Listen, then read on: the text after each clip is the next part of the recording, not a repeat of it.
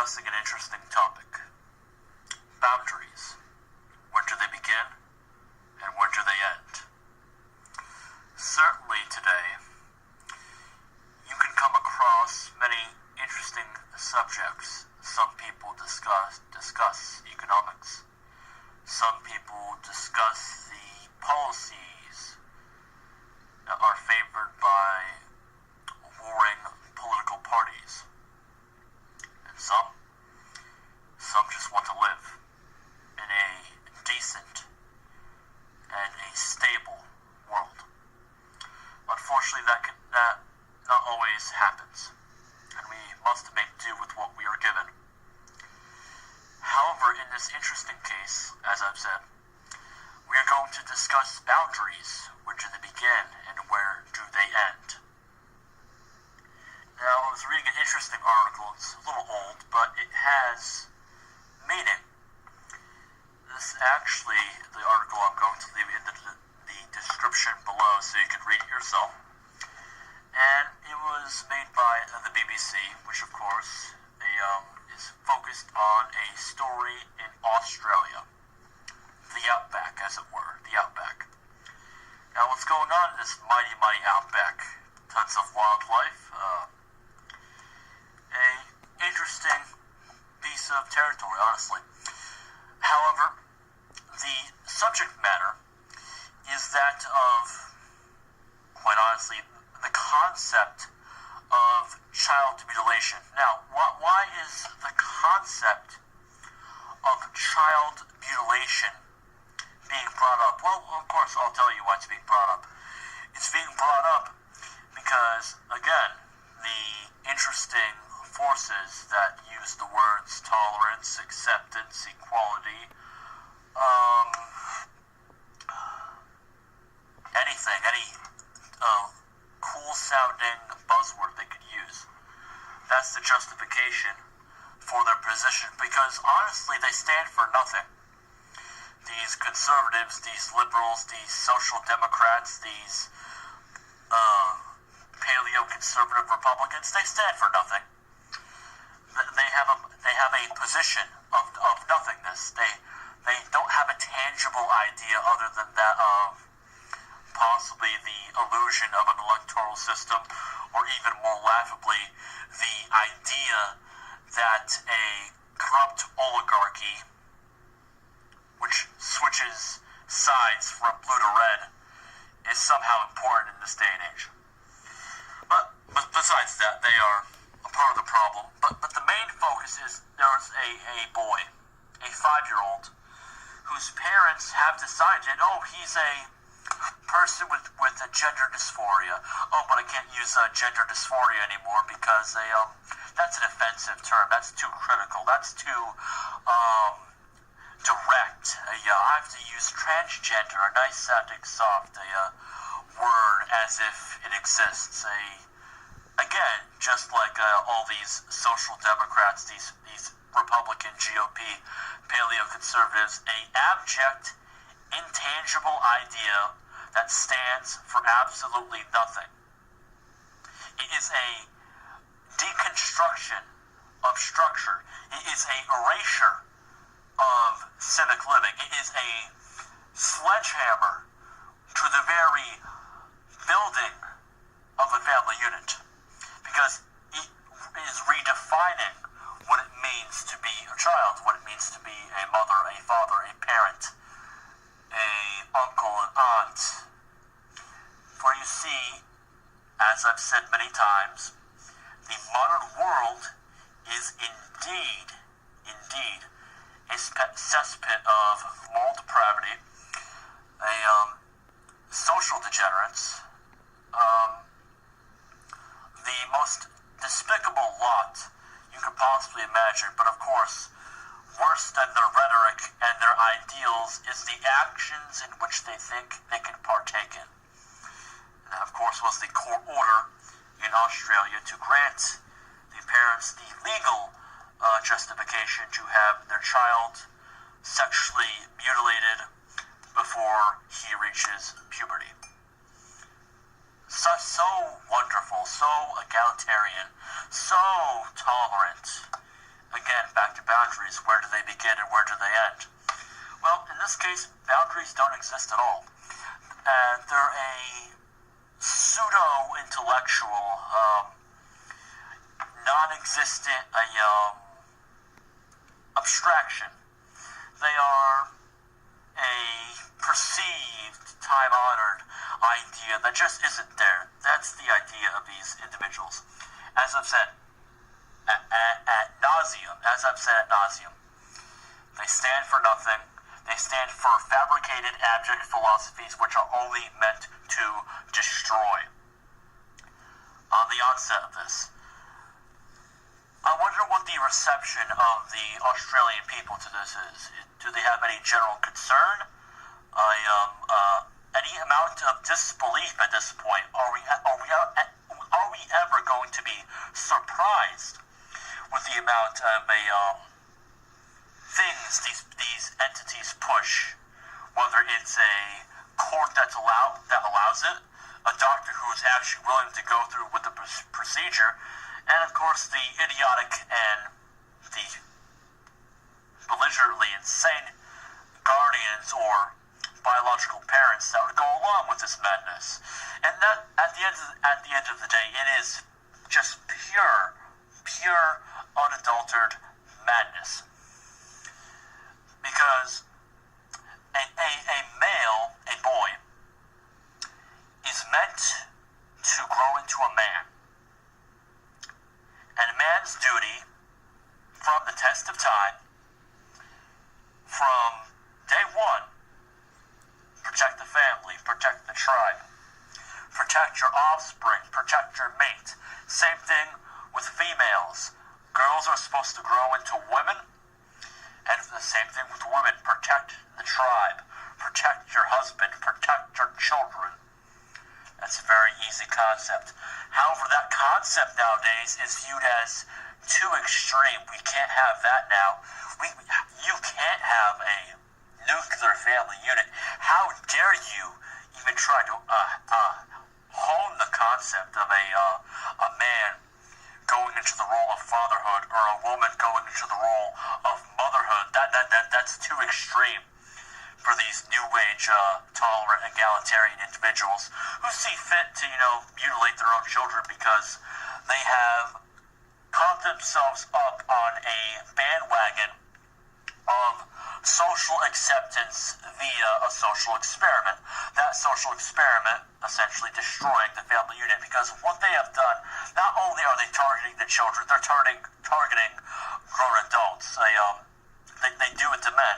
Either they teach a man, if he is proper in his nature, to be meek, weak, to just sit down when someone else tells him to not stand up for himself or his people or his tribe, or anything remotely, to not have any decency or dignity for himself, no yearning for anything outside of buying a electronic game at GameStop or possibly going to an NFL game. A man today has no drive to do anything. He doesn't have a drive to create his own business. He doesn't have a drive to protect his fellow women. And if he's not a meek, weak, conquerable, submissive gent who just has no willpower for anything, a lot of men these days have been trained to honestly be pigs. They're complete pigs who mistreat women, who think the world is their oyster, and think that because they have power, that there's no limit to that power. Now, you might be interested, well, how am I intersecting those 2 points? I certainly don't want a man to go on an insane tirade, beat women. No, that's not proper. However, a man should not be meek, weak, and allow the whole world to step all over him. There should be a point of neutrality. A point where you say, you know what, I'm not going to attack a man next door to me because you understand the concept, love thy neighbor, and have respect for, honestly, other people's private property. And of course, have respect for yourself to ensure that your property and your family and your tribe and your people and you yourself are not harmed. protect yourself and have decency for others. A very simple concept. And with women, what they do with women is they liberate that they confuse, they are targeting women these days. What they are doing is going on a complete tirade about how men are awful, they're evil, they're the worst things that ever happened to the planet. And of course, they use the awful behavior that they program into the other half of men who are not meek, weak individuals. They point to the obvious behavior of men that truly do act like pigs, and then over conflate that and start generalizing and say, oh, well, every single man is a pig. And then they rid themselves of men and abandon the role of motherhood because they think that holds them down or something, that doesn't give them true liberation. And it's to such an extreme point where some third-wave feminists have gone so far to be disgusted with the fact that they that we're about to give birth to male fetuses, so they have straight-up abortions because they don't want that. That's the cancer of the postmodern neo-West, where mutilating a child for the sake of their sexual orientation is seen as genuous and bold and the right thing to do, where men are either trained to be weak, meek, or just straight up whoremasters, and where women are taught that men are against them, and to become so liberated that they do not require the role of motherhood, and they do not seek a male partner. They don't. Thus destroying the family unit, because that drives men away from women and women away from men. A proper family unit should have due respect. A wife should respect his husband, and a husband should respect his wife.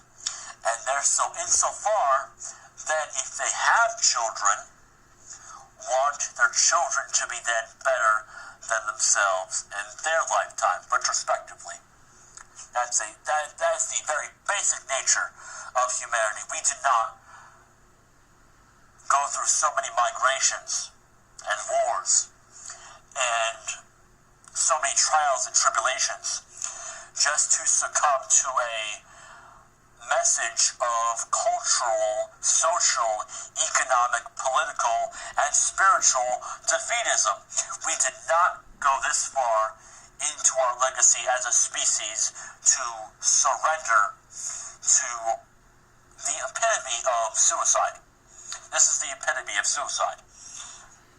And of course I will leave, again, I'm putting the link in the description below so you can see it for yourself. And concordantly to that, we have a choice.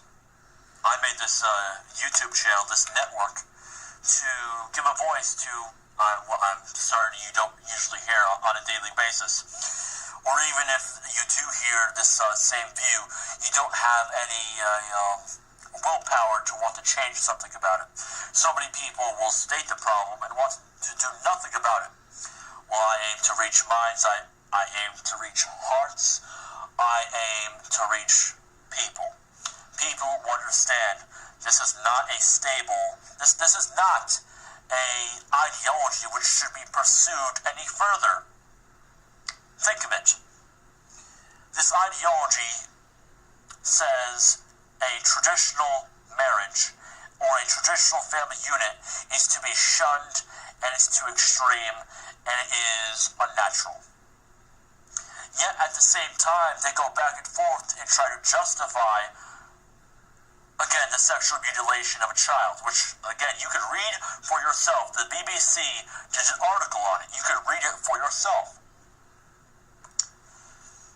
You could read many other articles from the Huffington Post to the New York Times to the LA Times onward that spout ad nauseum, how self-destruction is the new thing. It's the new age thing. It's the most popular thing to do. If you're a male, just have electronics and video games and national sports leagues consume your life and don't endeavor or have any vision to go out and do anything. Or if you're a man, just be a complete disrespectful pig and just mistreat women because you think you can. Or, and then they say concordantly to women, men are awful, men are horrible, become so liberated, don't become a mother. Males are just evil and just abstain. Don't have any children. Don't have any love for any possible male mate. And same thing concordantly with the males. They just say, don't go out. Don't take the first step. Don't go out and have a female partner. Don't go out and have a marriage because that's just not that's passé now. It's passé.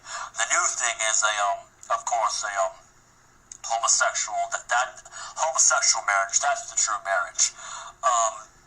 People who have their breasts emaciated and their male genitalia chopped off.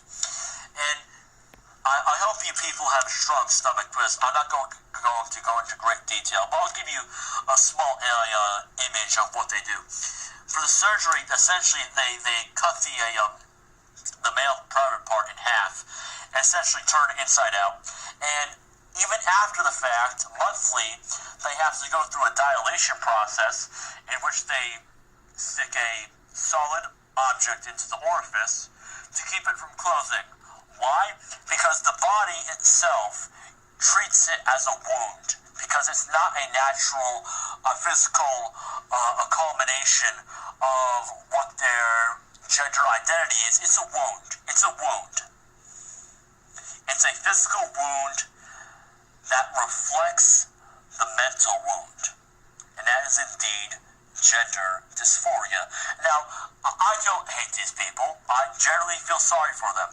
I feel sorry for them because they have to go through such a hard time in their lives that they feel that the only way for them to be happy is to mutilate themselves and or to just go through a process in which they will never be the same. Now, granted, that's just grown adults engaging in their thoughts.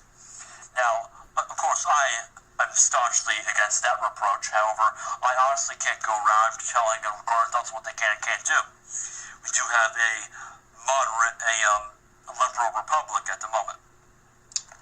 But what I can do is absolutely and fervently fight with all of my ability the insane, the unfathomable, the unimaginable idea that you could give drugs to children so that they can have a quote-unquote sex reassignment surgery before they reach puberty.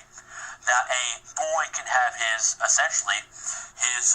testicles and penis chopped off, turned inside out into a wound, and he'll have to go through the dilation process monthly with the solid body going in and out. I know it's a disgusting idea. It is disgusting because that is a wound. It is not a physical manifestation of what they think is right. It is a physical manifestation of what their mental condition is, and their mental condition is a problem.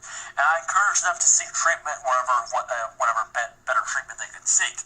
However, cutting off a part of your body for the sake of alleviating some form of mental condition is not healthy. It's not healthy. That goes back to all the individuals, I'm sure you've seen it on TLC, and they have an amputee fetish, and they want to cut off a perfectly normal limb, whether it be their leg, their arms, anything, and they think that's normal. Again, boundaries, people, boundaries. Where does it end? Where does it begin? Thank you for listening. You all have a good day. This is Riotous Revolution signing off. I'll be back shortly. Thank you.